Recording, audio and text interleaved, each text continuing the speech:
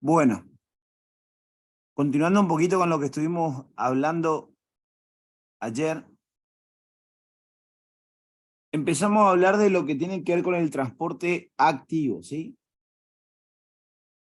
Les estaba comentando las cosas básicas acerca de los transportes activos y dijimos básicamente que en los activos, a diferencia de los pasivos que algunas veces puede ser necesaria la presencia de proteínas y otras veces no, en el transporte activo siempre es necesaria la presencia de proteínas para realizar el transporte. En ambos casos, ya sea transporte activo primario o secundario, estamos en presencia de permeasas, ya que estas proteínas al trabajar realizan lo que se denomina cambio conformacional. Van a ver que hay transportes acoplados. En los acoplados siempre son dos tipos de sustancias que se pueden realizar el traslado en el mismo momento, en simultáneo. Pero, que eso es lo que les diferencia de las permeasas uniport a los acoplados. Pero en el caso de las bombas, me preguntaban ayer si siempre las bombas trasladan dos tipos diferentes de sustancias, y no siempre es así. ¿Sí? En las bombas vamos a tener, por ejemplo, la bomba de sodio o potasio, que sí transporta dos tipos diferentes de sustancias, pero existen otras bombas como la bomba de calcio o las bombas de protones que se van a encargar solamente de trasladar ese tipo de sustancia y no otra.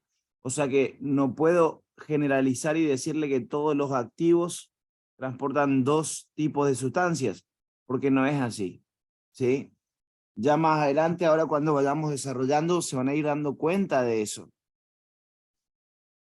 Hablamos de las diferencias entre los acoplados y las bombas. Básicamente estos se trasladan dos tipos de sustancias en simultáneo, no gastan energía de ATP, sino energía proveniente de un gradiente, y una sustancia se mueve a favor y, entre comillas, empuja a que otra se traslade en contra de su gradiente. En las bombas, en cambio, la energía utilizada proviene del ATP. Se utiliza la energía proveniente de la hidrólisis del ATP para poder realizar el traslado. Pueden trasladar una o más sustancias. Y siempre el traslado va a ser en contra de gradiente de esas sustancias. ¿Sí? De esa sustancia o sustancias. Siempre va a ser en contra gradiente. ¿Sí? Empezamos a hablar de los acoplados y dijimos que existían en forma de symport y antiport. Si van en la misma dirección se denomina symport. Si van en dirección opuesta se llamaba antiport. ¿Sí? Symport existían sodio-glucosa, sodio-aminoácido. Sodio-glucosa y sodio-aminoácido. El que ustedes estudian es el de sodio-glucosa, que dijimos que ¿dónde aparecía?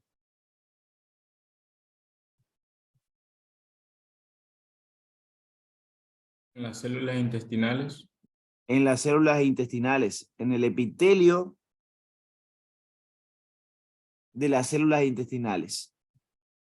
¿Sí? En el epitelio de las células intestinales. Porque acuérdense que la capa celular que estaba en contacto directo con la luz del órgano, ¿cómo se llamaba? Epitelio. Y en el epitelio del intestino aparece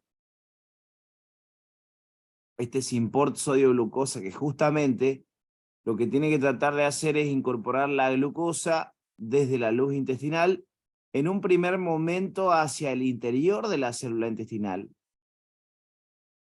Y una vez incorporada al interior de la célula intestinal, iba a ser llevado hacia la sangre por otro transportador, pero esta vez desde adentro de la célula hacia la sangre, teniendo como objetivo, fíjense que la célula solamente es un vehículo. La célula solamente es un vehículo para poder trasladar la glucosa desde la luz del intestino hasta la sangre. La célula es un vehículo, repito, solamente un vehículo para poder trasladar la glucosa desde la luz del intestino hacia la sangre. Por la parte apical ingresa desde la luz al interior. Por la parte vasolateral va desde el interior de la célula hacia la sangre. ¿Se están ubicando en todo lo que digo? ¿Pueden seguirme bien en todo lo que estoy diciendo? Sí, profe. Sí, profe. Bien. Bien. Ya lo habían visto un poco, ¿sí? Ya lo habían visto un poco. Pero ya repasando un poquitito de nuevo. Es importante que se ubiquen bien en todo esto. Bien. La relación sodio-glucosa era una relación 2:1. Por cada 2 sodios se iba a incorporar una glucosa. Las concentraciones de sodio elevadas fuera de la célula me van a estar indicando que en este Symport, primero que nada, para llamarse Symport, estamos hablando de un acoplado. Si es un acoplado, ¿cuántos tipos de sustancia traslada? 2. 2. Y si es un Symport, ¿el traslado es en la misma o en diferente dirección? En la misma. La misma. En la misma. Bien. Yo sé que se traslada sodio y yo sé que se traslada glucosa. Y sé que al ser un acoplado, una sustancia se mueve a favor y la otra se está moviendo en contra de su gradiente. Si yo sé que el sodio predomina en el exterior celular, sé que el sodio es el que va a estar entrando a favor de gradiente. Y sé que ese sodio, con su gradiente, va a arrastrar a la glucosa que va en contra gradiente, porque ¿dónde predominaba la glucosa? ¿En la luz, en el interior de la célula o en la sangre? ¿Dónde era más elevada la concentración hasta ese momento? En el interior. Interior de la célula. En el interior de la célula. Entonces, cuando entra desde la parte luminal, desde la parte apical, cuando entra por la parte apical desde la luz del intestino al interior de la célula intestinal, lo hace por un transporte.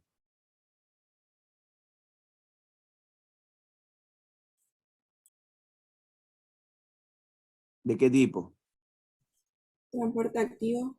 Un transporte activo que va a ser realizado por el Symport sodio-glucosa.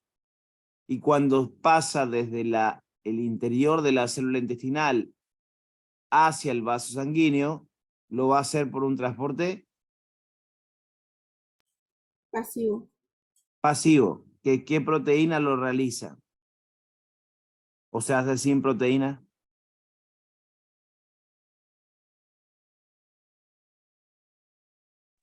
GLUT2.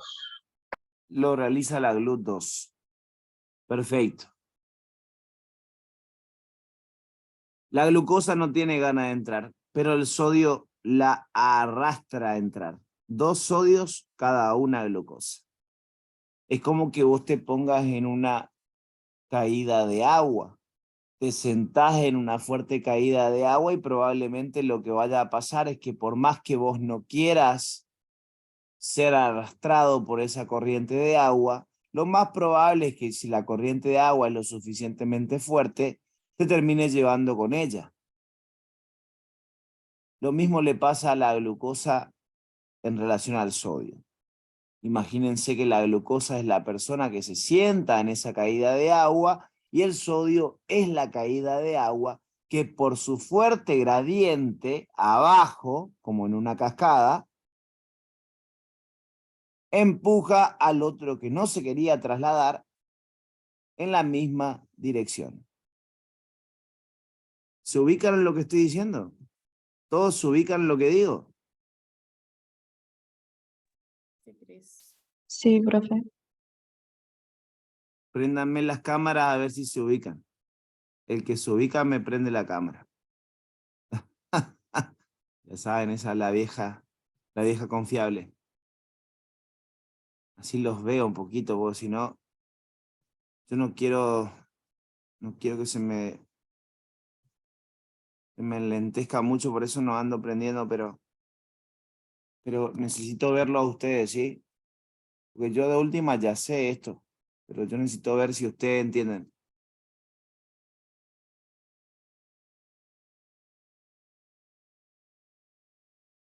Todos unas preciosuras, mis alumnos. Ah, todos facheritos, todas facheritas. ¿Cómo van con su estudio, Cuéntenme un poquito. De paso. ¿Van bien? ¿Van atrasados? ¿Empezaron a leer áreas? Cuéntenme un poquito.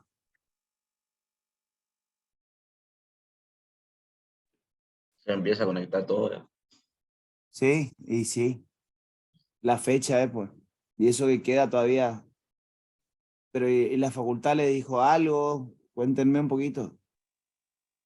Yo empecé a ver los videos que mandó la facultad, pero la verdad que nada que ver comparado con lo que explican ustedes. Es como que si ya no leíste No. el tema antes, la clase de ellos ni te sirve. Sí, no, por eso yo me iba más con la academia, no, profe. No hay que estudiar Al- mucho. Claro. Mati empezó con, no me acuerdo que había empezado, pero había empezado por lo más básico. Ya empezaron con Óxido la de reducción, mami. Sí, fue no, eso es formación de compuestos. con Derecho, formación. Mati, Mati había empezado con sistemas materiales, de 30. Muchos empezaron con formación de compuestos. No, Tal sí, cual. sí, sí, sí. Y lo que me dicen de que leen los Power, acostúmbrense, porque son las facultades muy comunes. Por eso les digo, si ustedes van a solamente limitarse a estudiar lo que se le da en la clase, terminás aprendiendo el 10% de lo que tenés que saber de un tema. Siempre tienen que tratar de ir adelantándose ustedes por su cuenta, porque la facultad les va a dar los temas de la forma sencilla y le va a decir el resto tienen que leer ustedes. Sí, como que te van, que ya estudiaste. Pues. Ya te hablan como que vos leíste toda tu vida, más o menos el algo, Sí, pero no se enloquezcan. Por eso les decía, hay que ir estudiando, pero no se enloquezcan. Las clases de ellos, alguna que otra está buena. La clase de dolor, por ejemplo, yo lo conozco al profe que da todo lo que sea dolor y creo que da también lo de tono muscular. Walter, no sé si vieron eso. Walter Sí, Vera, profe. bueno, él es un genio, él es un capo. Yo lo conozco y tiene muchas ganas, es un vago que no se recibió hace mucho tiempo también y la verdad que es un capo. Pero son así clases rescatadas entre el montón, que están mejores que otras, digamos. Y en el caso de él, por ejemplo, esos temas los escucháis y se entiende bastante a lo que quiere hacer hincapié. Pero también se van a encontrar con eso de que me dicen que les leen el Power y que, o sea, no te explican nada. Pero no se enloquezcan con eso. Ustedes tienen que tratar de llevarle lo más al día posible. Eso es fundamental. Bien. Entonces, arrastrado por el sodio, la glucosa ingresa al interior. Una vez dentro, tiene que pasar hacia la sangre por el transportador denominado GLUT2. Ahora, cuando el transporte es mediado por GLUT2, ¿se trata de un transporte a favor de gradiente o en contra de gradiente? A favor. A favor de gradiente. A favor de gradiente. Bien, entonces GLUT2 se encarga de un transporte pasivo, ¿sí? Transporte pasivo. La glucosa pasa, hace el cambio conformacional, la GLUT2, para dejar pasar a la glucosa cuando se le una. Cuando se una la proteína a la glucosa, va a ser un cambio conformacional que va a hacer que la proteína oriente su sector de unión a la glucosa en dirección hacia el vaso sanguíneo. De esa manera la glucosa llegó al vaso sanguíneo. Pero para poder incorporar la glucosa tendríamos que haber metido sodio también. Y ese sodio tiene carga eléctrica. Y ese sodio va a cambiar el potencial transmembrana. Si se siguen metiendo sodios y glucosas, recuerden que son 2 por cada glucosa. O sea que si se siguen metiendo sodios y glucosas, este sodio empieza a acumular cargas eléctricas en el interior de la célula. Y además de las cargas eléctricas que suma, va a generar una gran atracción de agua. Entonces, este sodio que se incorpora con la glucosa tiene que ser sacado del interior celular para evitar los cambios eléctricos en el potencial transmembrana de estas células, a la vez que tenemos que evitar una excesiva ósmosis. Tenemos que evitar una excesiva ósmosis. Para evitar que la célula se llene de agua, que se vuelva hipertónica por la acumulación de sodio y que eso lleve a que la célula intestinal sea grande y termine estallando.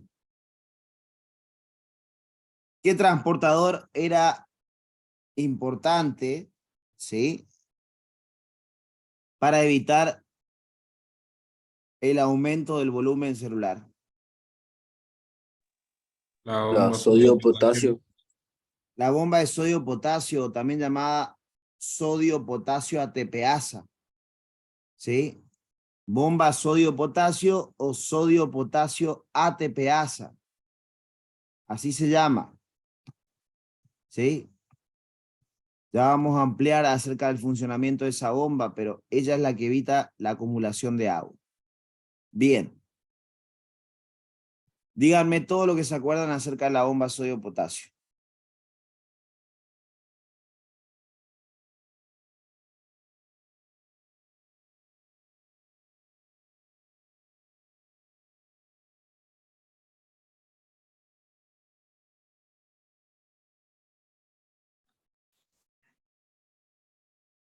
A ver, Es un transporte activo. ¿es un transporte activo primario o secundario? Primario. Primario.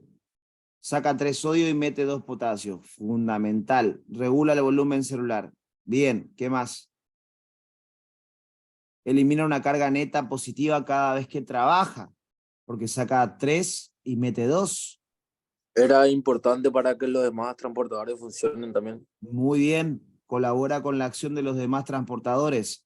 Es el responsable de mantener las concentraciones altas de potasio en el interior y de sodio en el exterior. Perfecto. Fundamental para que otros transportadores puedan trabajar. Utiliza 1/3 de la energía de la célula o hasta 2/3. Exactamente. Bien. ¿Qué otra cosa?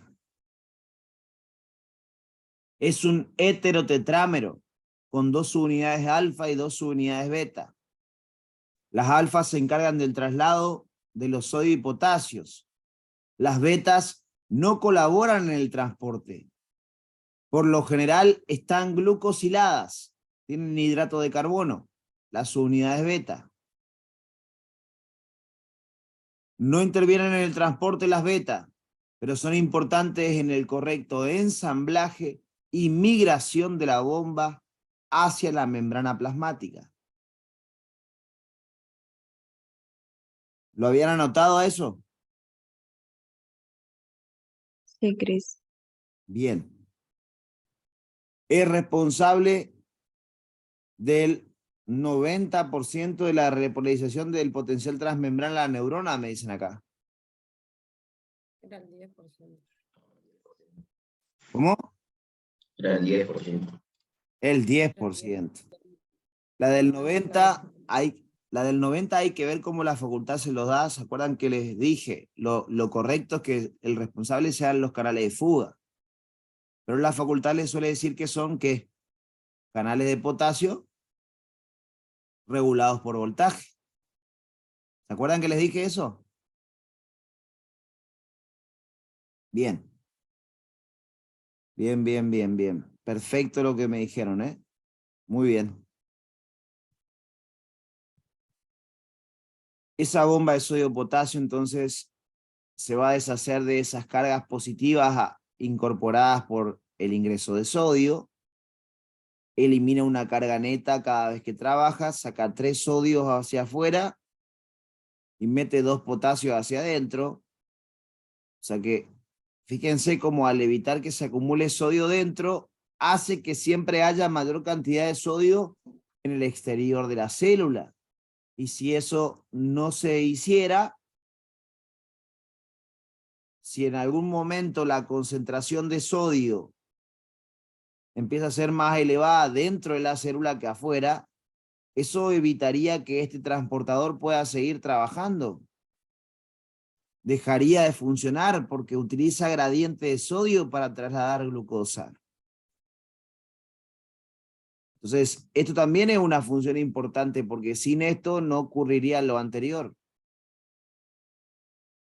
Entonces, de esa manera se permite el funcionamiento de los transportadores al evitar esa acumulación de sodio adentro de la célula. Bien. Esto es para el Synport sodio-glucosa. ¿Sí? Esto es para el Synport sodio-glucosa. Si ustedes ven acá, bueno, esto ya es para lo de la glucosa en sí, cómo ingresa desde la luz al interior por transporte activo y cómo va desde el interior de la célula hacia la sangre por transporte pasivo. Acá, por Synport sodio-glucosa, acá por GLUT2. ¿Sí? ¿Y qué les muestran en el otro dibujo? Acá les muestra la luz del intestino por donde ingresa el alimento, el nutriente, ¿sí?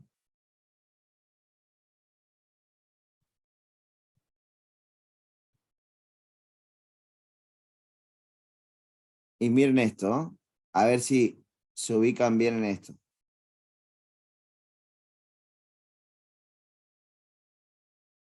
Acá se puede ver cómo uno alimenta el trabajo de otro. La bomba de sodio-potasio saca 3 sodios y mete 2 potasios. Entonces la bomba de sodio-potasio, al deshacerse de los sodios, hace que el exterior tenga un predominio de sodio. Y ese sodio se utiliza para poder meter la glucosa al interior de la célula. No se presenta de esta manera en la célula intestinal, pero le está mostrando cómo la bomba de sodio-potasio, en cierta forma, está alimentando el trabajo del Synport. Porque si no se mantiene elevada la concentración de sodio más elevada afuera que adentro, este transporte con glucosa no podría realizarse. Recuerden que es el gradiente del sodio el que mueve a la glucosa. O sea que si el sodio no predomina afuera, la glucosa no puede entrar. Entonces, responsable de que el sodio permanezca afuera elevado, ya saben que es la bomba de sodio-potasio. Y acá se los muestra. Acá muestra cómo utiliza la energía de la hidrólisis para poder trasladar al sodio hacia afuera y al potasio hacia adentro. Cada uno a su lugar de predominio. Eso hace una bomba. Transportar hacia donde las sustancias predominan. Hacer que lo que es no espontáneo se realice. Eso es lo que hace una bomba. Transforma lo no espontáneo en algo posible. ¿Sí? Bien. Terminamos con esta parte del Synport sodio-glucosa. Ya sabemos todo lo referente al Synport sodio-glucosa. ¿Sí? Esto muy importante. Los acoplados y las bombas, estoy repitiendo y estamos dando varias veces de nuevo porque se toma todos los años. Así que hay que aprendérselo bien. Otra de las permeasas activas son las permeasas que realizan el antiport. ¿Sí? El transporte, antiporte, perdón. El transporte se llamaba antiporte. Y las proteínas que lo realizan se llaman antiport o antiportadores. ¿Sí? Antiport o antiportadores. Bien. ¿Con qué nos encontramos en este caso?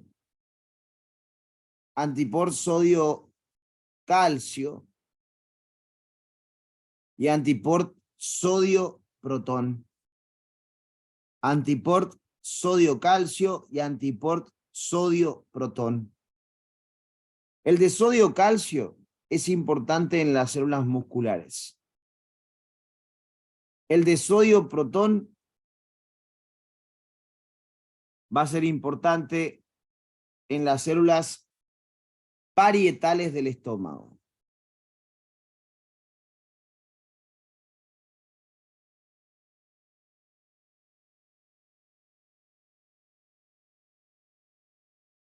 Sodio, calcio, células musculares, principalmente cardíacas. Sodio, protón, células parietales del estómago. Células parietales del estómago. ¿Qué recuerdan acerca de un antiport?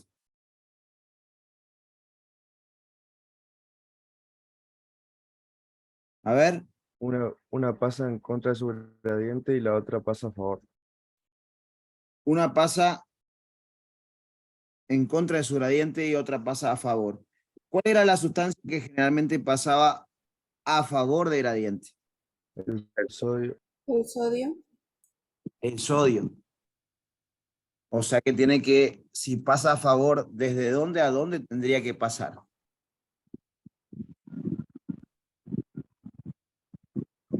Desde el exterior al interior. Desde el exterior de la célula al interior. Bien. Y si analizamos el calcio, chicos, ¿el calcio dónde predomina? En el exterior. En el exterior. Entonces, si el sodio es el que va a favor, tienen que ya imaginarse todo esto, ¿sí? Tienen que ya imaginarse todo esto. Si el sodio predomina en el exterior y tiene que ingresar porque es el que se mueve a favor, y el calcio también predomina afuera, pero tiene que ir en contra. ¿Hacia dónde va a ser llevado el calcio? Hacia el exterior. Hacia el exterior celular. El calcio tiene que ser llevado hacia el exterior celular. ¿Sí? El calcio tiene que ser llevado hacia el exterior celular. Exactamente. O sea que en el antiport sodio-calcio, ya lo habían visto la clase pasada de todas maneras, pero fíjense cómo sabiendo los conceptos, uno ya no hace falta que se necesite un dibujo sí o sí. Yo sé que en un acoplado hay uno a favor y otro en contra. Me dijo Cristian que por lo general el que se mueve a favor es el sodio. Entonces, si el sodio se mueve a favor, tiene que ir desde la matriz hacia el citoplasma, el sodio. Y el calcio va a ser el que se mueva en contra. Entonces, ¿dónde predomina? Es lo primero que me tengo que poner a preguntarme yo.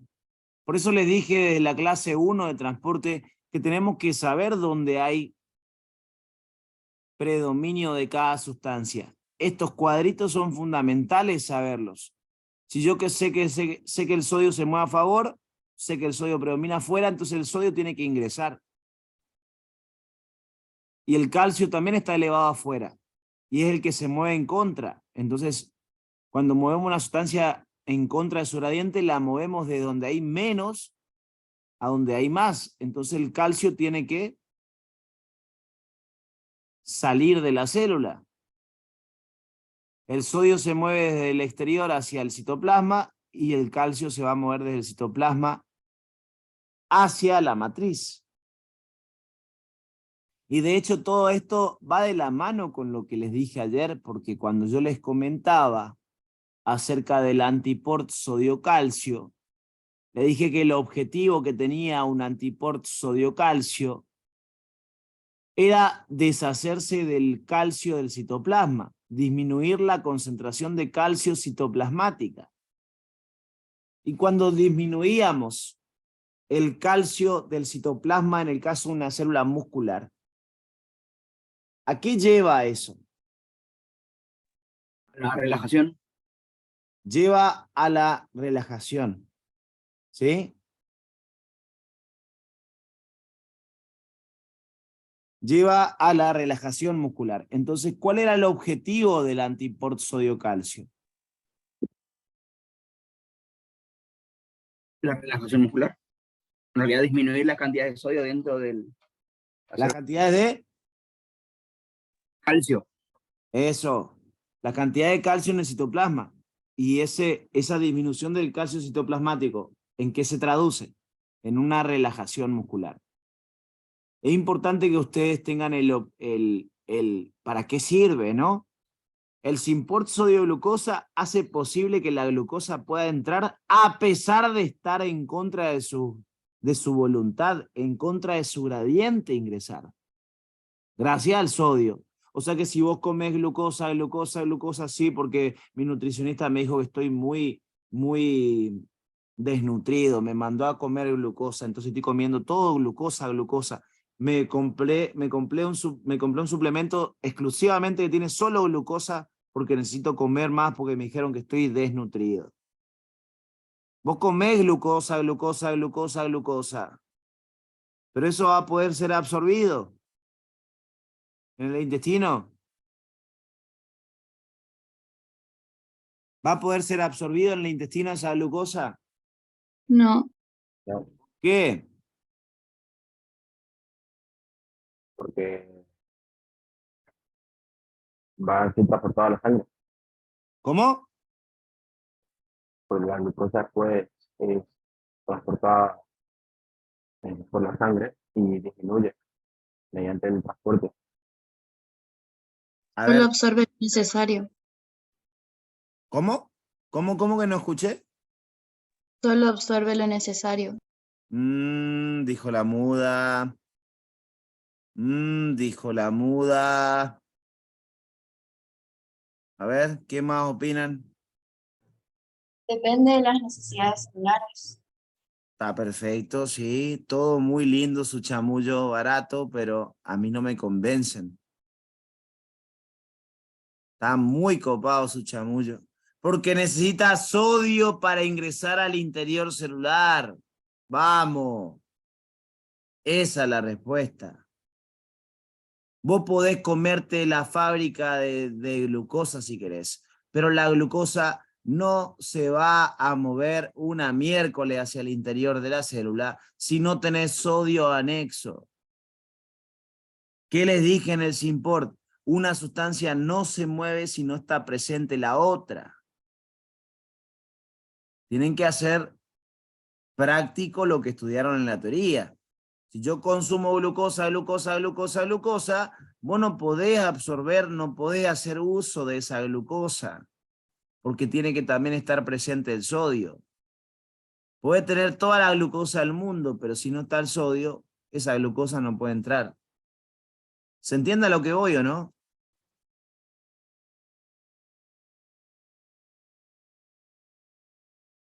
Siempre que te agarra diarrea, por ejemplo, te agarra diarrea, y una de las cosas que más te pasa con la diarrea es que te desnutrís, bajás de peso porque no podés absorber correctamente los nutrientes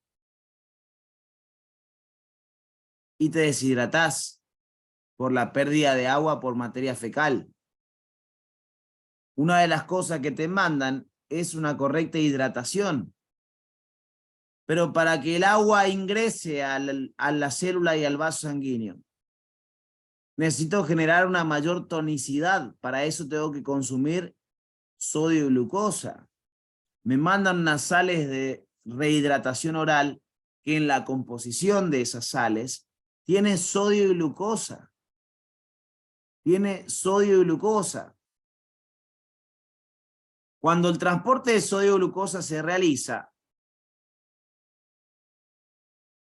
el sodio, en cierta forma, atrae un poco de agua y esa agua trata de pasar hacia el vaso sanguíneo antes de que el sodio vuelva a ser expulsado al exterior por la bomba de sodio-potasio.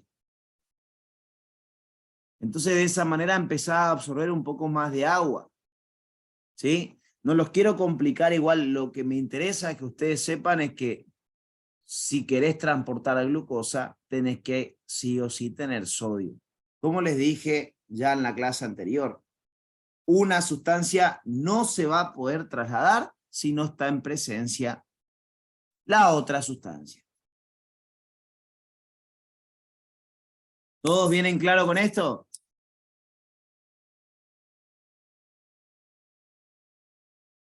¿Vamos hasta acá? Bien. Esto es para el Synport sodio-glucosa. Synport sodio-glucosa.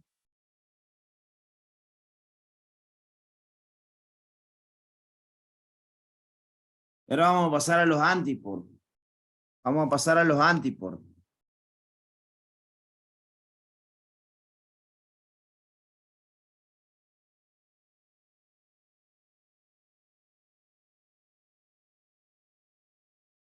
Esto habíamos visto ayer, ¿sí?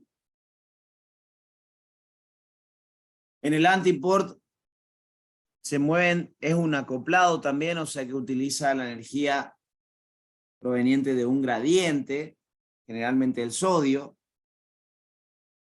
Como decíamos en el caso de una bomba, ¿se acuerdan que les dije que la facultad le iba a decir que era un acoplado Que es por ATP, impulsado? ¿Por qué? por ATP.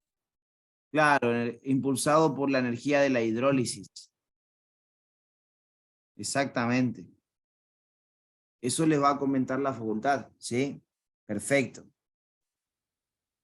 Entonces, acá vimos lo de importadores y antiportadores, de acuerdo a si se transportan ambas moléculas en igual o diferente dirección. En igual son importadores, en contra son antiimportadores. Esto está sacado textualmente de las filminas. Esto se toma en el examen. ¿Sí? Eso se toma en el examen.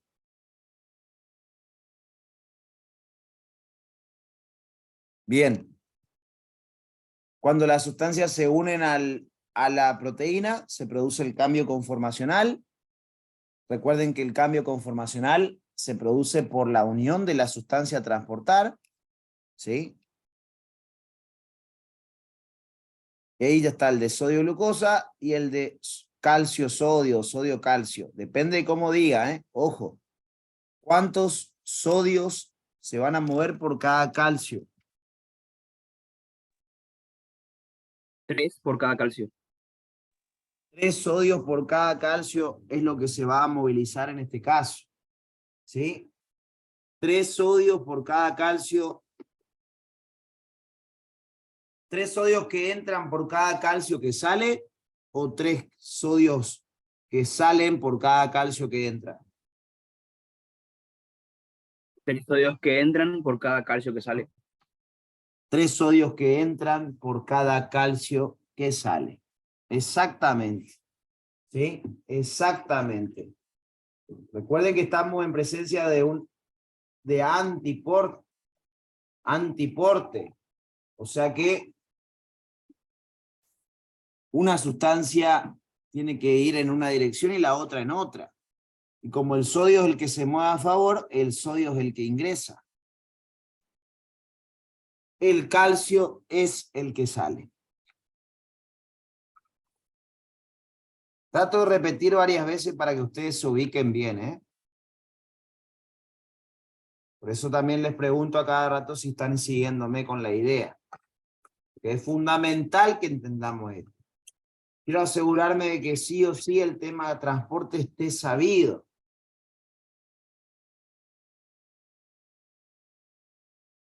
Hay que aprender sí o sí este tema porque toda la vida lo van a utilizar. Y ya no se los van a comentar de esta manera. Ya no se lo van a explicar de la forma que la van a ver en introducción. Bien.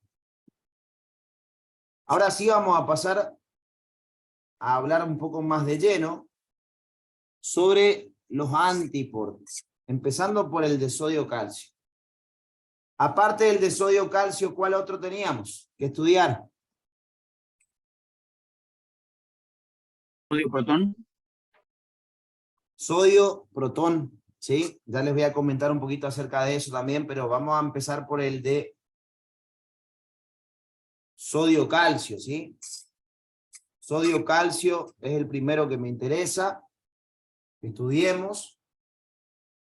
Importante para la relajación del músculo. Bien. Acá nos tenemos que meter un poquito más justamente en todo lo que tiene que ver con el tejido muscular. Hay algunas cositas que yo ya les comenté. Hay algunas cositas que yo ya les comenté del músculo, ¿sí? Cuando estamos hablando del tejido muscular, estamos hablando de un tejido que está presente solamente en células animales, ¿sí? El tejido muscular permite distinguir al animal del vegetal. El tejido muscular es el que se encarga del desplazamiento o movimiento de nuestro cuerpo, ¿sí? Los músculos son los responsables de los movimientos corporales. Esas son cosas básicas que tenemos que saber acerca de los músculos. Pero ¿qué pasa? Si bien los músculos son los responsables de los movimientos de nuestro cuerpo, para poder realizarse los movimientos sobre nuestro cuerpo, estos músculos van a tener la capacidad de cambiar su longitud, ¿sí? Las células que forman este tejido muscular tienen la capacidad de cambiar de longitud. Van a haber momentos en que las células que forman este tejido muscular están más alargadas y otros momentos en los cuales las células se van a acortar. ¿Sí? ¿Por qué me apagaron las cámaras, chamigo? Va a haber momentos en que las células musculares van a estar más largas, van a haber momentos en que las células musculares van a estar acortándose. O sea que el tejido muscular se caracteriza por sufrir cambios de longitud, ¿sí? Se va a caracterizar por sufrir cambios de longitud. Bien.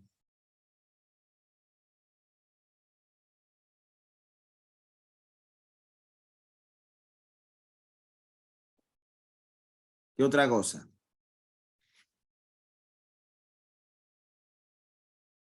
Al corresponder a los tejidos excitables,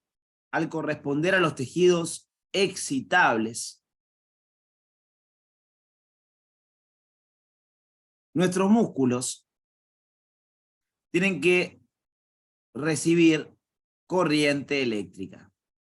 ¿Sí? La base del funcionamiento de un músculo es la contracción muscular. Nosotros vamos a poder saber si un músculo funciona correctamente porque vamos a ver que va a tener su capacidad de contraerse. Por ejemplo, si yo veo que este músculo se puede contraer, como lo ven ahí, ahí se está contrayendo el músculo. Si este músculo se puede contraer, significa que está funcionando correctamente, ¿sí? Significa que está funcionando correctamente. Esto les va a servir también para analizar lo que tenga que ver con palancas en la parte de física, ¿sí? Esto lo van a ver aplicado a palancas después en el punto de vista de física.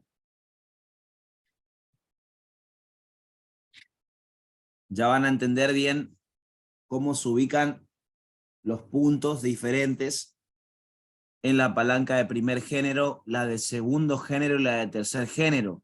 Cuando estudien eso, estudienle bien, ¿sí? ¿Cuál es el orden que tiene en cada palanca? ¿Sí?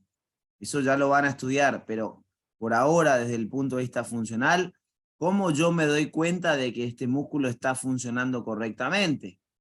Va a tener la capacidad de contraerse. Si el músculo tiene la capacidad de contraerse, es porque funciona correctamente. Pero para que esto ocurra, para que todo esto ocurra, fíjense que el músculo tiene una parte carnosa y parte tendinosa. La parte carnosa es la contráctil.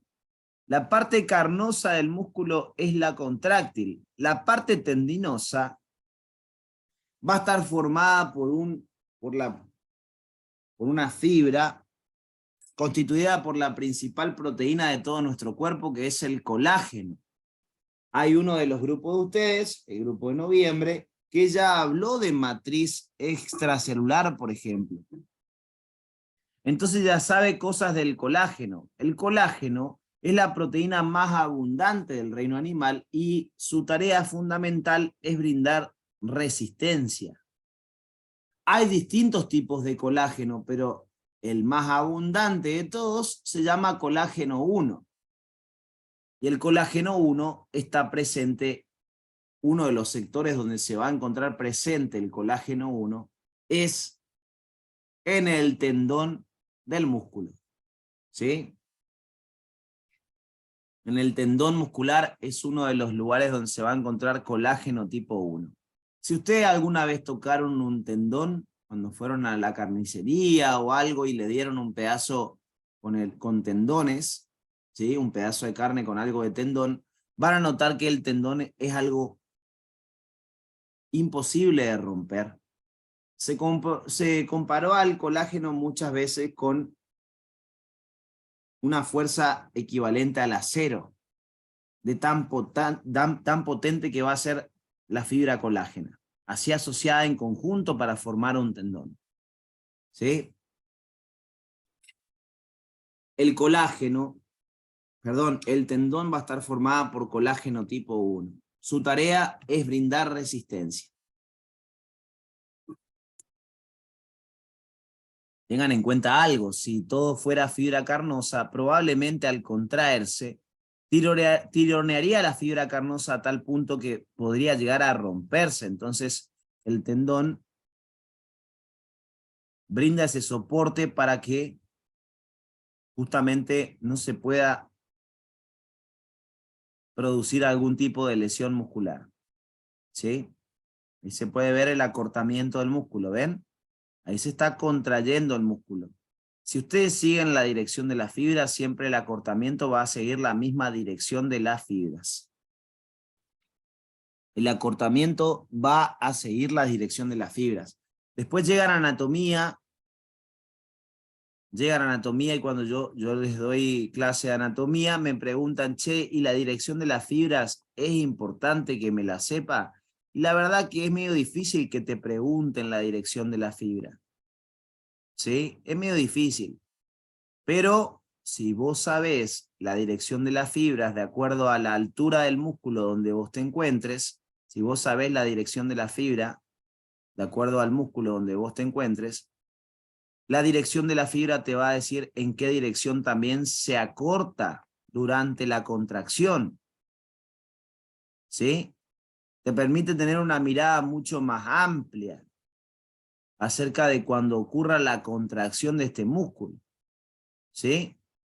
Yo sé que ese músculo está funcionando porque tiene la capacidad de contraerse, como van a ver ahí. Ahí se está contrayendo, ¿ven? Está contrayendo ese músculo. Pero esta contracción no ocurriría si alguien no le trajera, ¿qué cosa? Un impulso. Para que este músculo se pueda contraer, necesita un impulso nervioso. Necesita de corriente eléctrica proveniente de un nervio. O sea que el músculo, para poder funcionar, para poder contraerse, depende del sistema nervioso. Y en este nervio está constituido por neuronas que van llevando el impulso nervioso, como ya les mostré anteriormente, haciendo despolarización y haciendo repolarización neuronal. ¿Sí? Después vamos a ver, cuando lleguemos a la parte de músculo, vamos a tener que estudiar estos puntos de conexión. El punto de conexión entre la neurona, entre el nervio, con el músculo. Ese sector se conoce como unión neuromuscular, unión neuromuscular. También conocido con el nombre de placa motora. ¿Sí? Cuando lleguemos a la parte del tejido muscular, vamos a ver cuando ese nervio se contacte con el músculo a nivel de la placa motora. ¿Por qué placa motora? Porque es una placa que va a producir movimientos. Cuando el músculo se pueda contraer, cuando el músculo se contraiga, la contracción del músculo es la que determina los movimientos corporales. La contracción del músculo es la que determina los movimientos corporales. Entonces, cuando estudiemos músculo, vamos a tener que estudiar esta placa motora que me va a mostrar cómo el nervio se contacta con el tejido muscular, y una vez que estudiemos cómo está constituida esa placa motora, vamos a ver qué cambios eléctricos sufre la célula muscular y cómo se lleva a que ese músculo se contraiga. ¿Sí? Pero en forma sencilla, ya ustedes esto lo saben. El nervio manda el impulso nervioso, toda esa despolarización mediante conexiones entre neuronas. Las neuronas, al contactarse con el músculo, le van a liberar neurotransmisores. ¿Cuál era el neurotransmisor que causaba la contracción muscular?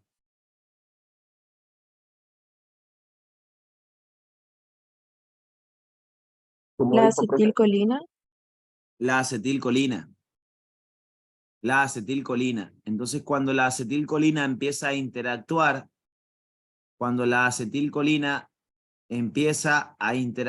se lo voy a mostrar acá. Cuando la acetilcolina empieza a interactuar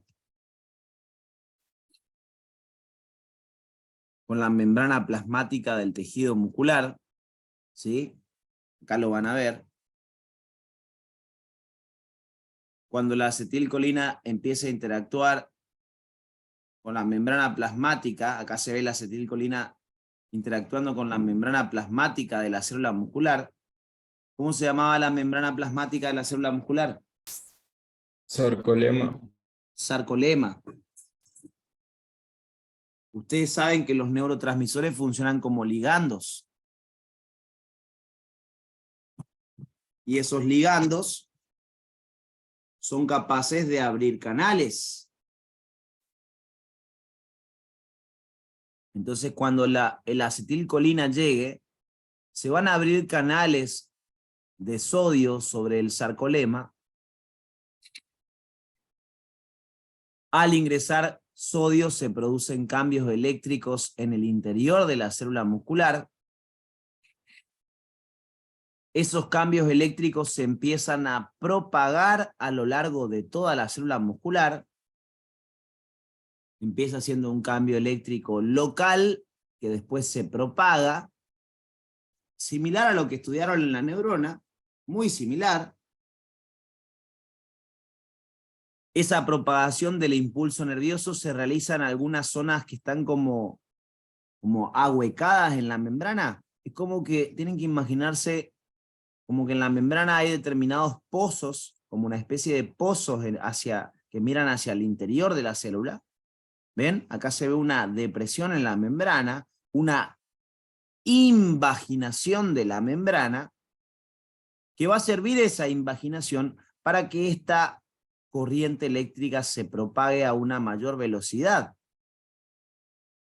Este cambio eléctrico se va a producir la propagación principalmente a través de estas invaginaciones de membrana. ¿Cómo se las van a llamar a estas invaginaciones de membrana? Se las van a llamar túbulos T. ¿Sí? Túbulos T. Le dice lo que inicia como un cambio local, potencial de placa motora, se transforma en un cambio general, potencial de acción. ¿Sí? Bien. La propagación ocurre principalmente a través de los túbulos T. Ese cambio, ese gran cambio eléctrico que se va a producir dentro de la célula muscular, en su citoplasma, ese gran cambio eléctrico que va a ocurrir, ¿sí?, va a terminar causando que se abran canales de calcio en el REL. La entrada de sodio al citoplasma, que se llama sarcoplasma en una célula muscular. Sarcolema es la membrana plasmática, sarcoplasma es su citoplasma. Cuando el sodio empieza a ingresar al sarcoplasma, produce cambios eléctricos, y esos cambios eléctricos llevan a que se abran canales que van a estar presentes en el retículo endoplásmico liso. El retículo endoplásmico liso del músculo está muy desarrollado. Se lo suele llamar retículo sarcoplásmico. Retículo sarcoplásmico o retículo sarcoplasmático. ¿Sí? Si la entrada del sodio estimula a que se abran canales en la membrana del REL. ¿Qué tipo de canales son esos? Los que están en la membrana del REL.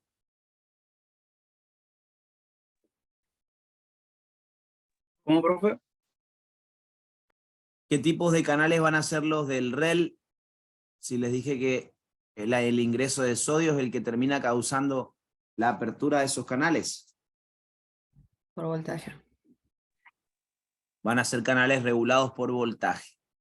Como adentro del REL hay mucho, y como estamos hablando de canales, son transportes pasivos.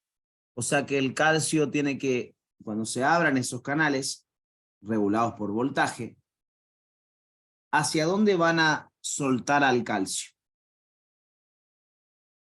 El citoplasma. Hacia el citoplasma. Lo sueltan hacia el citoplasma, a favor de gradiente. Y de esa manera, al soltarse calcio hacia el citoplasma, eso va a causar, por liberación del REL, eso va a causar que la concentración de calcio citoplasmático aumente. Y esa elevación de la concentración citoplasmática de calcio es la que produce, ¿qué cosa? La contracción. La contracción muscular. Les amplía un poquitito más, que después vamos a estudiarlo mejor, les amplía un poquitito más cómo es que el calcio termina elevándose en el citoplasma para causar la contracción. Pero es una serie de pasos, ¿se entiende? Desde que se sueltan los neurotransmisores por parte de las neuronas. Cómo los neurotransmisores estimulan a la zona receptora de los canales para abrirlos. Cómo se traslada sodio hacia el interior. Cómo se producen los cambios eléctricos. Cómo la información se propaga principalmente a través de los túbulos T. Todo eso va a terminar causando apertura de canales regulados por voltaje de la membrana del REL. Con eso se suelta calcio al citoplasma, la cantidad de calcio citoplasmático aumenta y ese aumento lleva a la contracción. ¿Todos me van siguiendo hasta acá?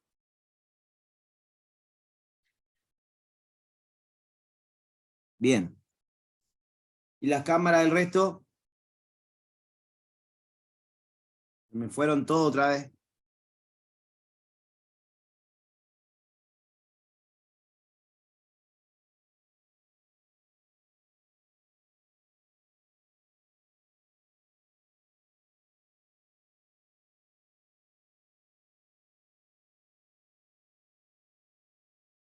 ¿Y el resto? Anda. A ver. Aparezcan en cámara, amigo. Bueno.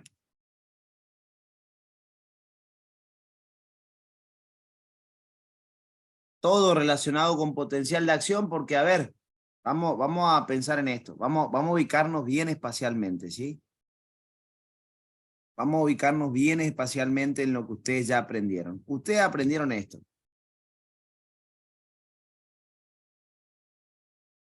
Ustedes aprendieron todo lo que pasa en una neurona. ¿Sí o no? En la despolarización, en la repolarización. Les hablé de que esta conexión entre células, acá, donde una transmite el mensaje y la otra lo recibe, este es un sector de sinapsis. Y les comenté que las sinapsis se pueden dar entre dos neuronas, como está pasando en este dibujo, entre una neurona y el músculo, entre una neurona y el músculo, ¿sí? Miren acá, a ver.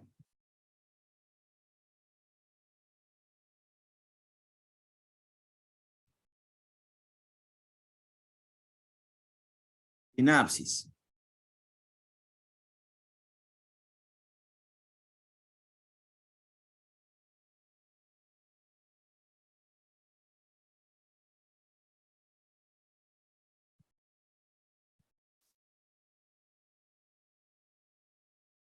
Miren esto. El sistema nervioso va a traer la información desde él, ¿sí? Acá ven una neurona conectándose con otra célula. Esta otra célula puede ser u otra neurona, o el músculo, o una glándula. ¿Sí? Miren esto. Ahí están las fibras musculares y se puede ver cómo la fibra nerviosa va hasta la fibra muscular para estimularla eléctricamente. Acá está la conexión, la unión neuromuscular, ¿ven? La unión neuromuscular. La parte final del axón se contacta con las fibras musculares y cuando se contacta con las fibras musculares, ¿qué le causa? Va a producir cambios eléctricos en esa célula. Vamos acá, vamos a todo lo que estábamos viendo. Es todo similar a lo que estábamos viendo.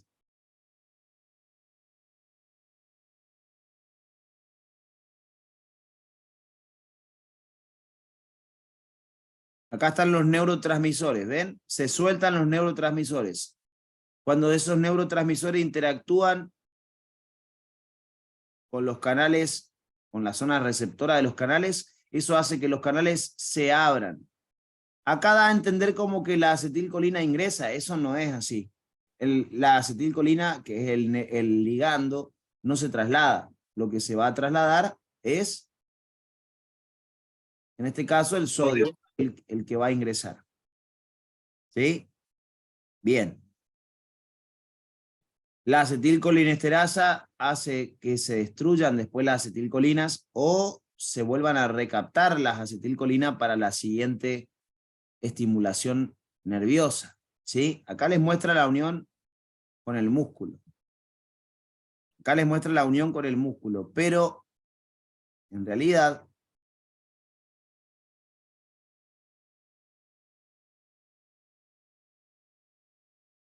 primero tiene que haber una conexión neurona-neurona y después una neurona-músculo. ¿Sí? Vamos a ver si se... Vamos a buscar estímulo reflejo, capaz que aparece así. A ver.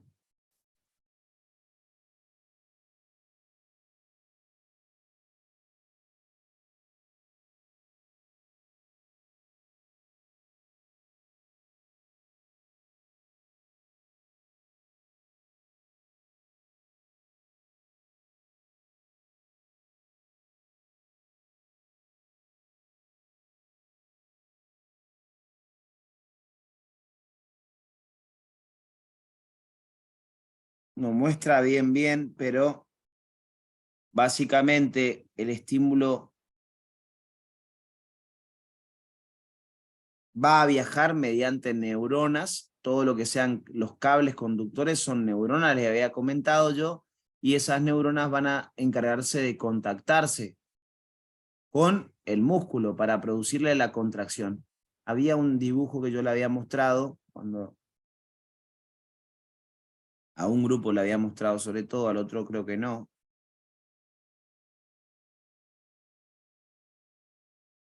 A ver, acá. Esto sí lo hablé con ambos. Un estímulo ascendente y un estímulo descendente. Lo ascendente era lo sensitivo y lo sensorial, perdón. Sensitivo, sensorial. Sensitivo llevaba información de dolor, temperatura, presión.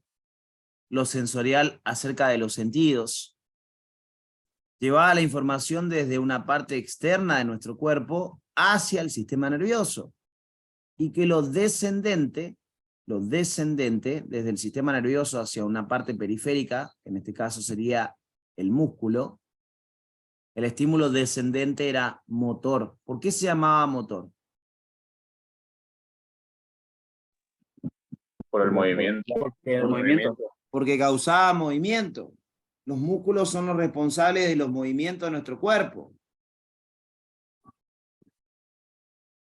Entonces, ¿qué pasa acá? Una vía motora, chicos, una vía motora, una vía descendente motora, tienen su camino desde que sale del sistema nervioso hasta alcanzar el músculo, tiene dos neuronas en su camino. Cuando esta neurona se conecte con la segunda neurona, se establece una sinapsis neurona-neurona. Pero esta segunda neurona se va a contactar ¿con quién después? Con el músculo. Con Con la el placa músculo. motora. Con el músculo, a nivel de la placa motora, exactamente. Unión neuromuscular o placa motora. Y esta neurona tiene que transmitirle el mensaje, ahora ya no es a otra neurona, es al tejido muscular.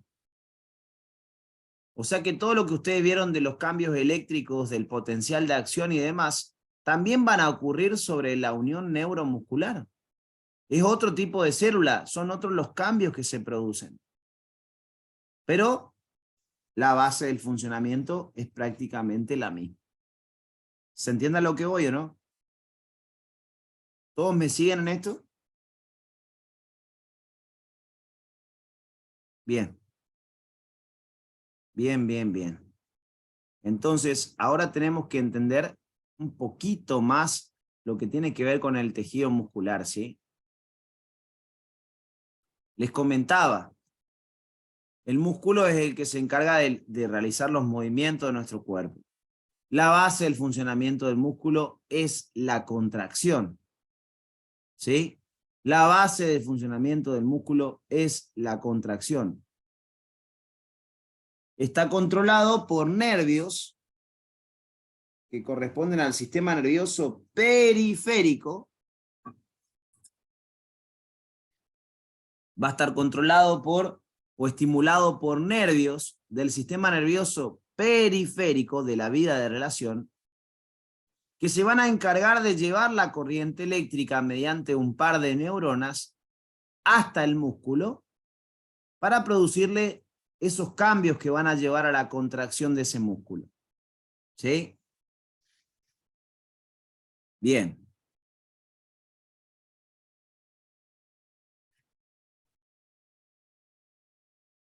Existían básicamente en una clasificación dos tipos de músculos. Músculos estriados y músculos lisos. ¿Por qué se llamaban estriados y por qué se llamaban lisos? Porque cuando se los observaba al microscopio, cuando se los mira al microscopio, los que tienen como líneas transversales yo digo y le parece que les muestro líneas verticales. ¿Pero por qué? Miren esto. El eje mayor de una célula, les dije que era el eje de mayor longitud. La mayor longitud de esta célula está en esta dirección. O sea que ese es el eje mayor de la célula, en esa dirección. Ese es el eje mayor o longitudinal. ¿Sí? Ese es el eje mayor o longitudinal. Y las líneas están perpendiculares a ese eje. Y si lo otro es la dirección longitudinal, estos son las estrías transversales. ¿Sí? Estrías transversales. Los músculos estriados se caracterizan por presentar estrías transversales. ¿Pero transversales a qué? Al eje mayor del tejido muscular.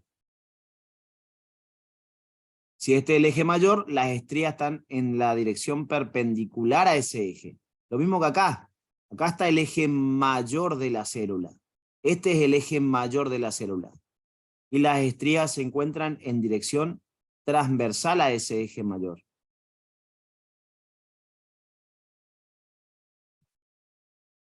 Si tiene este aspecto estriado, se llama músculo estriado. Son esas estrías que se observan las que le dan el nombre de músculo estriado. En cambio, el otro músculo, cuando se lo ve al microscopio, no tiene esas estrías. Entonces se lo llamó músculo liso. El músculo estriado puede aparecer en el corazón, se llama estriado cardíaco, encargado de impulsar la sangre por nuestro cuerpo. Y el músculo estriado esquelético, que es el que se asocia a los huesos de nuestro cuerpo. Que a su vez esos huesos forman parte de lo que se llama aparato locomotor. Nuestro aparato de desplazamiento o movimiento, formado por los huesos, las articulaciones y los músculos. Estos músculos que nombran acá son los músculos estriados esqueléticos. Los huesos y las articulaciones no tenían capacidad de moverse por sí mismos. Son la parte pasiva o estática del aparato locomotor. Mientras que los músculos son los que por contracción van a producir los movimientos de esos sectores corporales. Entonces los músculos son la parte activa o dinámica del aparato locomotor. Esquelético asociado a los huesos. Cardíaco formando parte del corazón. Músculo liso presente en los órganos o vísceras y en vasos sanguíneos. ¿Dónde aparece cada músculo, el tipo de características celulares? Son cosas que les van a dar y que hay que aprendérselas bien. ¿Sí? Es básico. Vean la filmina y cuando les hablan del músculo estriado esquelético, estriado cardíaco y liso, Vean las características y hagan un cuadrito comparativo. Bien. Los estriados. Hay una parte de los músculos, miren esto porque esto es recontra importante, muy importante esto. Hay músculos que los podemos manejar a nuestra voluntad,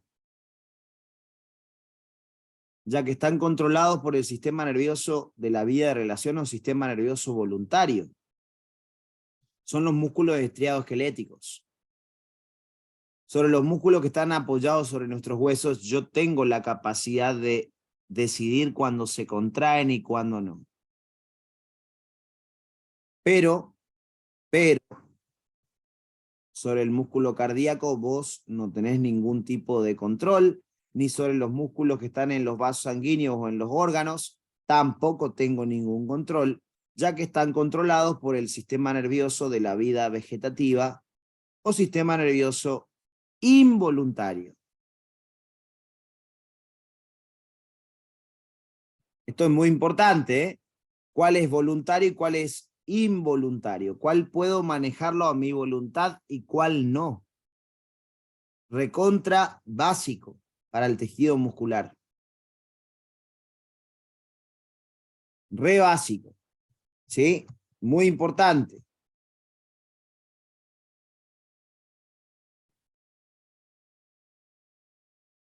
Sabemos que hasta el momento el tejido muscular funciona gracias a la contracción, pero que para que haya esa contracción tiene que haber un estímulo nervioso, y que ese estímulo nervioso lo trae una neurona, que se contacta con las células musculares en un sector especializado de sinapsis, conocido como, ¿cómo se llama el sector? Placa motora. Placa motora. Placa motora. Exactamente. Y ya sabemos que cuando esa neurona se contacta con el músculo, va a estimular inicialmente a su membrana, conocida como sarcolema, va a producir una mayor permeabilidad a iones sodio que ingresan, cambian eléctricamente el interior del tejido muscular, y esos cambios eléctricos terminan repercutiendo sobre la membrana del retículo endoplásmico liso, para abrir canales de calcio regulados por voltaje, que liberan calcio al citoplasma, y esa liberación del calcio al citoplasma es la que inicia la contracción muscular. De esta manera podemos entender por qué la elevación de calcio citoplasmática es la que termina causando la contracción. Una vez que se completa esa contracción, seguido a la contracción viene un periodo de relajación del tejido muscular. Y si la elevación de calcio fue la que lo disparó, la elevación de calcio citoplasmática es la que disparó esa contracción, ahora si yo quiero que el músculo se relaje, voy a tener que lograr el efecto contrario. O sea, volver a descender las cantidades de calcio citoplasmático. Y para descender la cantidad de calcio citoplasmático, tengo básicamente dos opciones. O vuelvo a meter los juguetes en la caja, como cuando tu mamá te retaba y te decía, andá y guardá todo tu juguete en la caja. O volvé a meter todos los calcios en el interior del REL. O la otra opción es deshacerte de esos calcios del citoplasma y mandarlos hacia la matriz extracelular. Esas son las opciones posibles. Lo que más pasa es que se vuelve a meter al interior del REL, pero también existe la posibilidad de que vos mandes el calcio a la matriz extracelular. Tu objetivo es descender la cantidad de calcio citoplasmática para lograr que el músculo se relaje.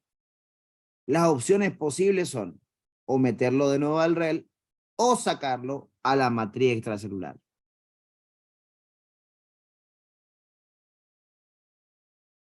¿Todos me siguen en esto?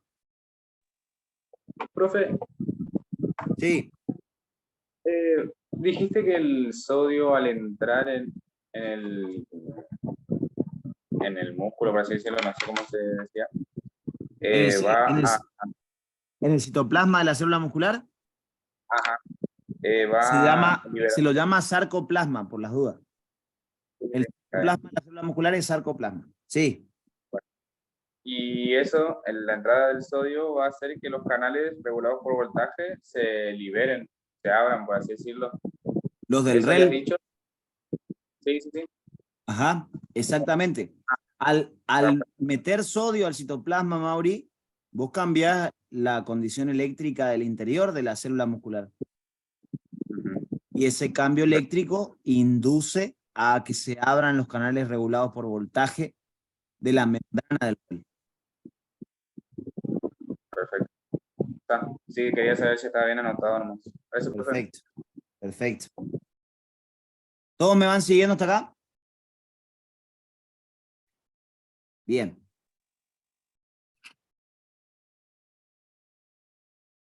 Entonces ahora podemos entender que si se busca contracción, la cantidad de calcio citoplasmática tiene que aumentar o disminuir. Aumentar. Aumentar, profe. Y si se busca la relajación es el efecto contrario. Tenés que disminuir las cantidades de calcio citoplasmático.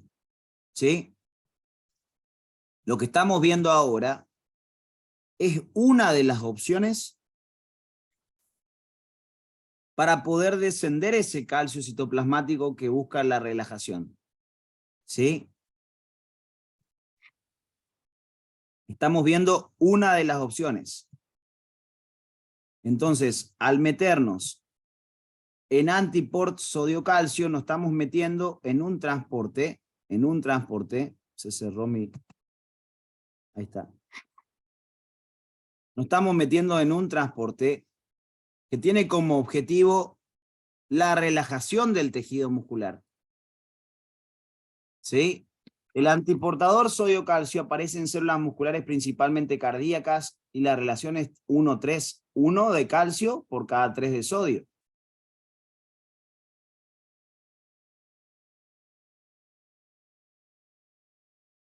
Y acá lo veíamos en este dibujo. Para lograr la contracción del tejido muscular, vamos a suponer que esta es la membrana plasmática de la célula muscular. ¿Cómo se llamaría entonces esto?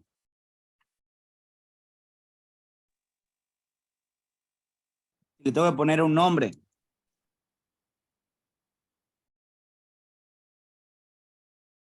¿Cómo dijo, profe? ¿Cómo se llama esto?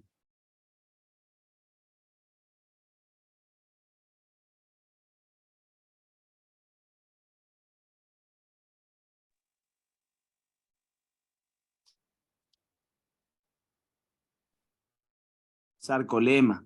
Bien. Porque ¿a qué se llamaba sarcolema?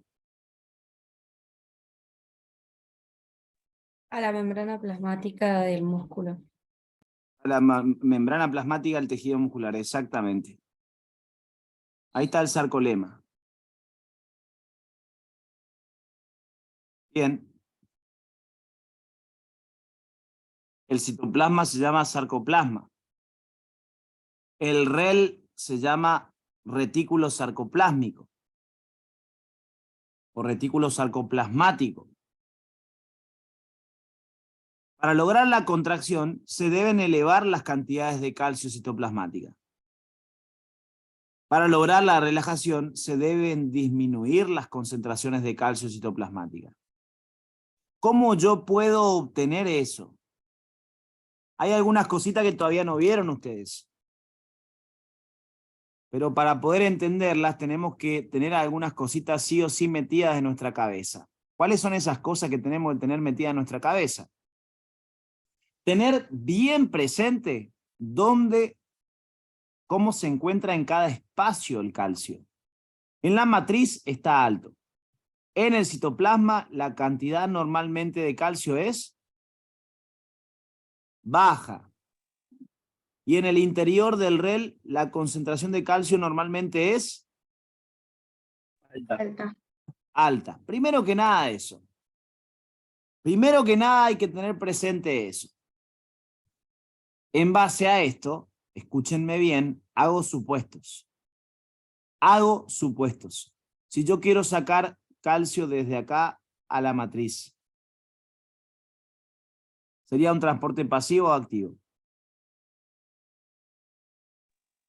¿Eso es un Activo. transporte pasivo o activo? Digo, ¿Eh? ¿Por qué activo? Activo. ¿Por qué activo? Porque va donde hay menos o donde hay más. Exactamente, va de donde hay menos a donde hay más. ¿Es un transporte espontáneo o no espontáneo? No espontáneo. No espontáneo. Perfecto. Otro supuesto. Si yo moviera el calcio desde el citoplasma interior del REL, ¿pasivo o activo? Activo. Activo. Activo también. Activo, profe. También activo, porque lo estamos metiendo hacia un lugar donde hay mucha cantidad. Va a ser un proceso no espontáneo que seguramente al ser activo va a utilizar alguna fuente de energía, que ya vamos a ver qué fuente de energía va a ser la que se utiliza. Me interesa que ustedes sepan lo básico primero que nada. Si yo no puedo interpretar si el traslado desde un lugar al otro es pasivo o activo, ya medio complicado entender más que eso. Si yo no sé eso básico, se complica todo el resto. Y si yo quiero meter calcio hacia el citoplasma, desde la matriz, ¿sería un transporte pasivo o activo? Pasivo. Sería pasivo porque es a favor de gradiente. Y si el calcio sale desde el REL al citoplasma, También. Pasivo. También, profe. Mayor también es concentración o pasivo. menor. Y acá quiero que presten mucha atención. Primero vamos a hacer hincapié en lo que a nosotros nos interesa, que es esto. ¿Cómo una célula muscular puede disminuir sus concentraciones de calcio citoplasmáticas? Esto es lo que verdaderamente me interesa en este momento. Pero después de eso, vamos a analizar algunas cositas que también se suelen preguntar. Yo quiero disminuir la concentración de calcio citoplasmática para lograr la relajación. Son las posibilidades. Primer posibilidad. Número 1. Meter el calcio desde el citoplasma al interior del REL. Primera posibilidad. Meter el calcio desde el citoplasma al interior del REL. Si yo hago eso, si yo quiero meter calcio desde el citoplasma al interior del REL, me dijeron que eso sería un transporte ¿de qué tipo? Activo. Activo. Activo. Entonces, ojo con ese concepto. Ojo con ese concepto. ¿Mediante qué tipo de transporte se podría meter calcio desde el citoplasma al REL? Transporte activo. Vamos. ¿Todos me siguen? Sí, profe. Bien. Pero, ¿quién es el transportador que se va a encargar de eso?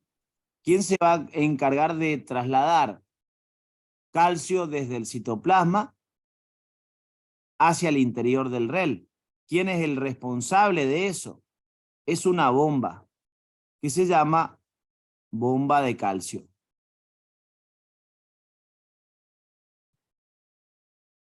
Si yo quiero meter calcio desde el citoplasma al interior del REL, lo tengo que hacer de manera, mediante un transporte de tipo activo. Y al ser un transporte de tipo activo, hay dos posibilidades, o que sea un transporte acoplado o que sea una bomba. En este caso en particular lo realiza una bomba. ¿Cuál es esa bomba? La bomba de calcio.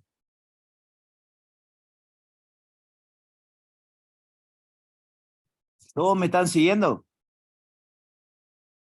Después vamos a hablar más de la bomba de calcio, pero quiero que se ubiquen en las posibilidades. El objetivo es bajar las cantidades de calcio del citoplasma. ¿Qué puedo hacer para hacer eso?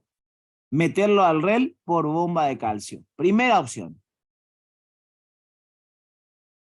Ya saben que el calcio ingresa al REL por transporte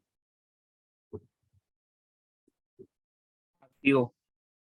¿Y por qué pasa eso? ¿Por qué es por transporte activo? Porque es de donde hay menos, donde hay más. Claro, como yo quiero meter desde el citoplasma hacia el REL, y el REL es el principal banco de calcio que hay en la célula, es un transporte activo el que necesito hacer para movilizar el calcio hacia el interior del REL. Bien. Primer posibilidad, entonces. ¿Bien clarita esa? Segunda posibilidad. ¿Cuál es la segunda posibilidad que tengo? La segunda posibilidad es mandarlo a la matriz, al calcio, por una bomba también. Otra vez aparece la bomba de calcio, pero no es bomba de calcio presente en la membrana del REL. Es una bomba de calcio presente en la membrana plasmática. Es una bomba de calcio presente en la membrana plasmática. Si es bomba, utiliza ATP. Recuerden eso. Es una permeasa antiport impulsada por la hidrólisis. ¿Está bien así como lo estamos haciendo? ¿Estaría yendo en contragradiente o no? Si va hacia la matriz. Sí.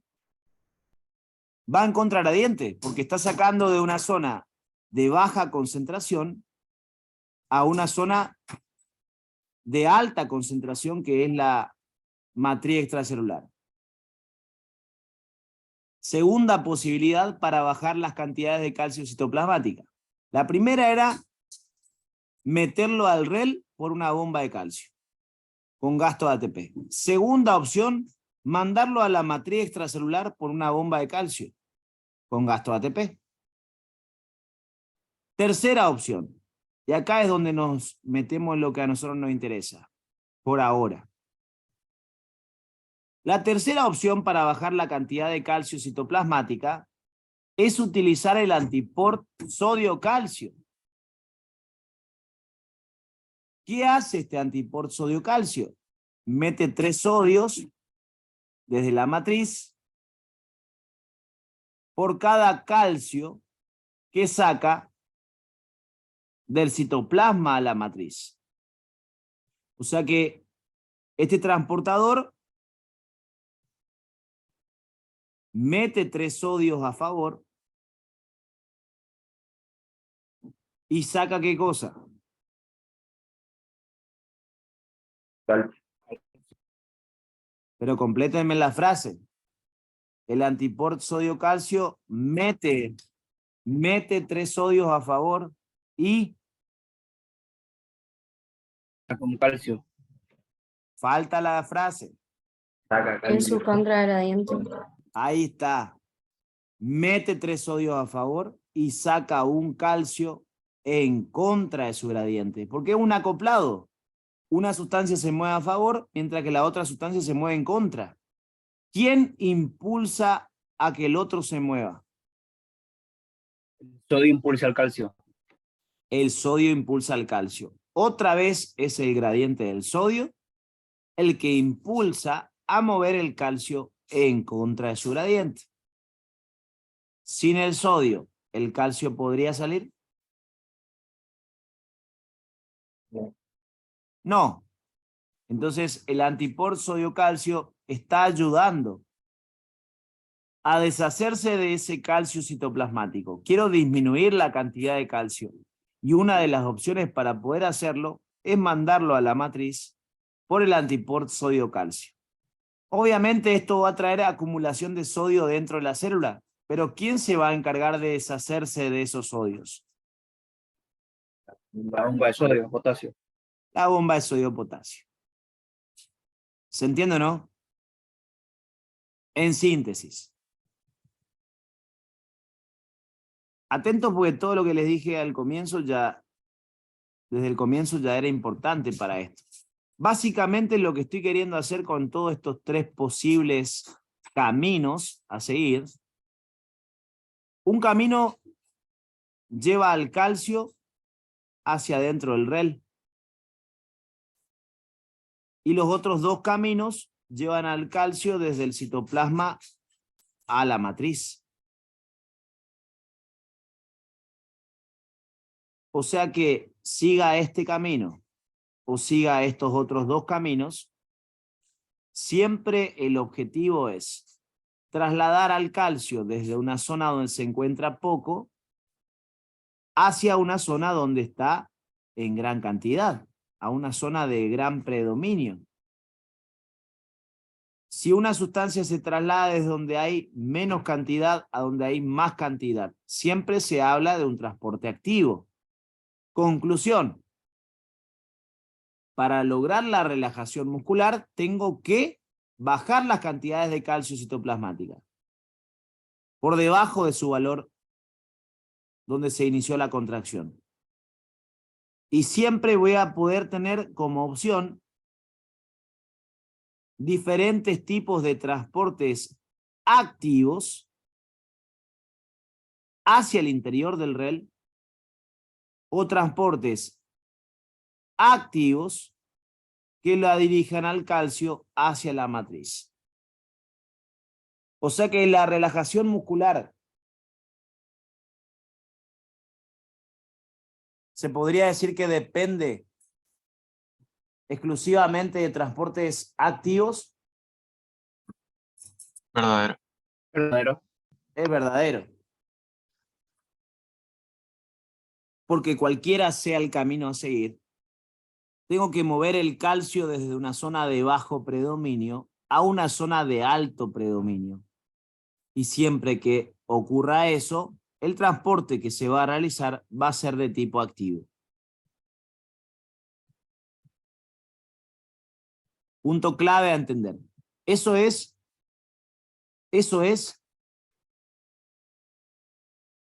les comentaba para que ustedes vean cómo se baja la cantidad de calcio del citoplasma de una célula muscular para lograr su relajación. Meterlo al REL o sacarlo a la matriz. Cualquiera de las dos posibilidades siempre es un transporte activo. Si es por bomba, gasta ATP. Si es por antiport, utiliza la energía del gradiente del sodio. Ahora mi pregunta es, escuchen bien, ¿qué utilizábamos para meter calcio desde el citoplasma al interior del REL? Desde una zona de bajo predominio a una de alto predominio. ¿Qué tenemos que utilizar? La bomba. La bomba de calcio. ¿A favor o en contra gradiente? En contra. ¿Con gasto ATP o con gasto de energía de gradiente? Gasto de ATP. ATP. Gasto ATP. Bien. ¿Y si yo quiero soltar calcio desde el REL hacia el citoplasma? ¿Lo hace por transporte pasivo o activo? Pasivo. Pasivo. Desde Activo. una zona... ¿Cómo? ¿Qué me dijeron? Pasivo. Transporte pasivo. Pasivo. ¿Todos dicen que es pasivo el transporte desde el REL hacia el citoplasma? Sí. Sí, porque va de una zona de alto predominio a una zona de bajo predominio. Si un transporte era de donde hay más a donde hay menos, es pasivo. ¿Y quién se encarga de sacar esos calcios desde adentro del REL? Canales de calcio regulados ¿por qué? Voltaje. ¿Y eso yo ya no les comenté antes? Sí. ¿Ya no les comenté en este dibujo hace un rato? A ver. A ver, a ver, a ver. ¿Eso yo no es lo que les comenté acá?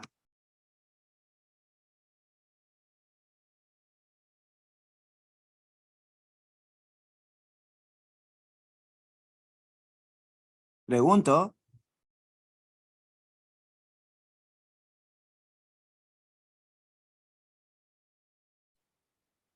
¿Esto qué tipo de canales eran? Canales de calcio por voltaje. Canales de calcio por voltaje. El sodio, la entrada de sodio producía cambios eléctricos.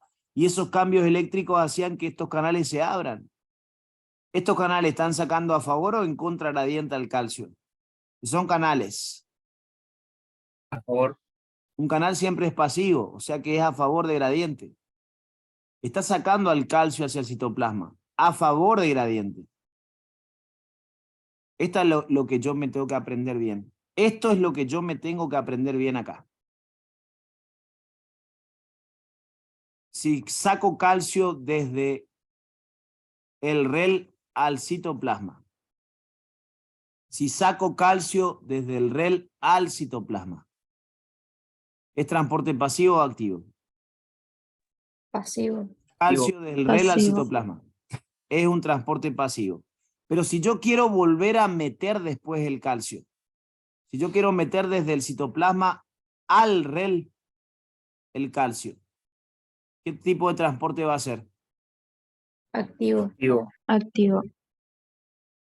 Conclusión. El calcio sale del REL por transporte, completen la frase, Pasivo. pasivo, y vuelve a ingresar al interior del REL por transporte Activo. Activo. activo. Eso es muy importante, ¿eh? Eso es básico. Eso es sumamente básico. Así como les dije, en la célula intestinal, la glucosa ingresa a la célula intestinal por transporte activo y sale a la sangre, va a la sangre desde la célula por transporte pasivo, ¿sí? Lo mismo tienen que aprenderse acá. Si yo quiero meter calcio al interior del REL, como es una zona de alto predominio, para poder ingresar el calcio tiene que ingresar por transporte activo. O sea que entra en contrarradiente, por una bomba de calcio. En cambio, si quiero soltar calcio desde el interior del REL al citoplasma, lo hace de manera pasiva, por canales de calcio regulados por voltaje. Dicho en palabras más sencillas todavía,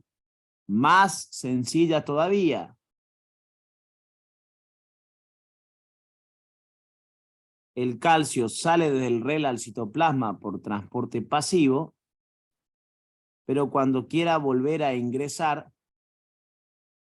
desde el citoplasma al REL, tiene que hacerlo por un transporte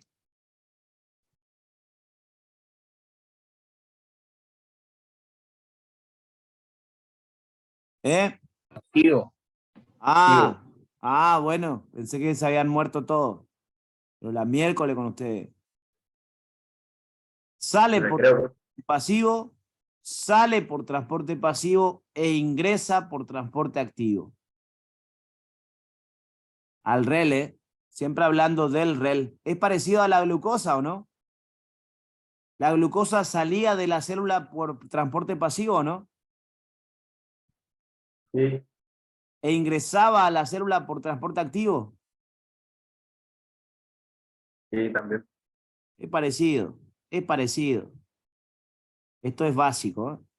Esto es muy básico, muy básico.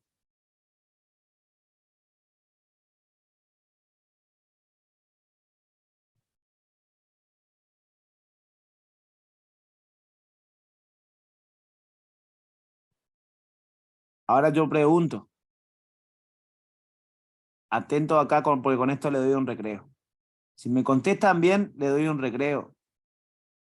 Y si no, se cagan y seguimos hasta las 3 de la tarde de seguido.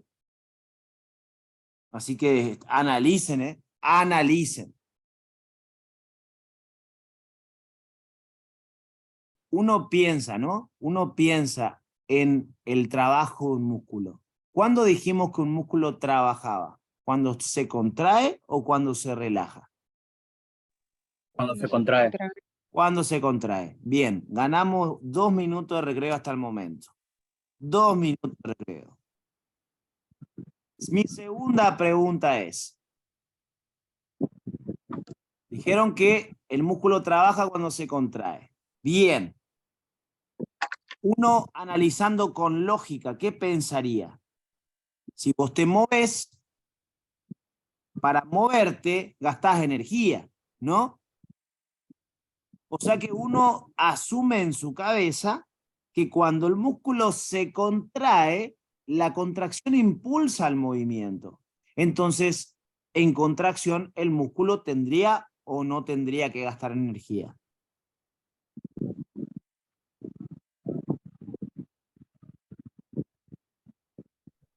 La Gasta contracción... energía en la relajación.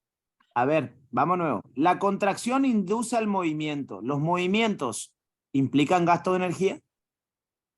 Sí, Sí, entonces gasto. la contracción gasta energía. Sí, gasta energía. la contracción gasta energía.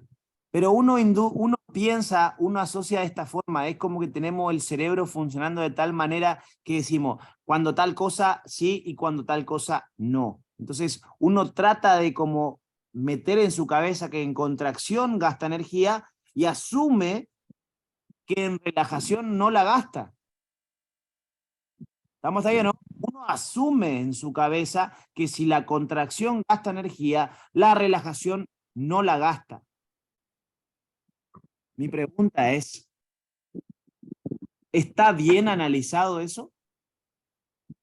No, ¿Por qué no? porque la relajación también gasta energía. La relajación también conlleva un gasto de energía. Para lograr relajación tengo que bajar la cantidad de calcio citoplasmática. Y entre las opciones tenemos bajar esa cantidad de calcio metiéndola al REL por bomba de calcio. Y la bomba de calcio utiliza ATP. Y por ende, la relajación también conlleva un gasto de energía.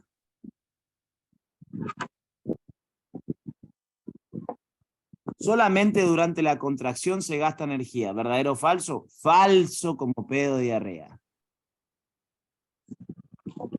¿Eh o no? Eso ya no es un pedo. Si ya viene húmedo, ya no es un pedo. Por eso el recreo no ganamos. ¿Cómo? Media hora. Estamos ganando el recreo más grande. Media hora. Y más o menos, sí. Más o menos eso. Ya es falso, ¿sí? Es falso. La contracción solamente no implica gasto de energía. La relajación también implica gasto de energía. Tanto en contracción como en relajación se requiere gasto de energía, porque para relajar tenés que bajar el calcio citoplasmático. Y para poder hacer eso, tenés que meterlo en contraradiente al REL. Y para meterlo en contraradiente al REL, tenés que utilizar una bomba de calcio. Y las bombas gastan energía de ATP. Entonces, la relajación también implica un gasto energético. Tanto en contracción como en relajación muscular, se va a gastar energía. Muy importante eso, ¿eh? Así que bueno, vamos a hacer una pausa. Vamos a hacer una pausa a todo esto. Voy a poner en pausa la grabación. Y vamos a volver 11:35, un ratito más a clase, para cerrar la parte de antiport sodio-calcio. Y después vamos a hablar del antiport sodio-protón en la célula estomacal. ¿Sí? Vamos a dejar las bombas para la siguiente clase. ¿Sí? Pero vamos a seguir por lo menos con el antiport sodio-protón después del recreo. ¿Sí?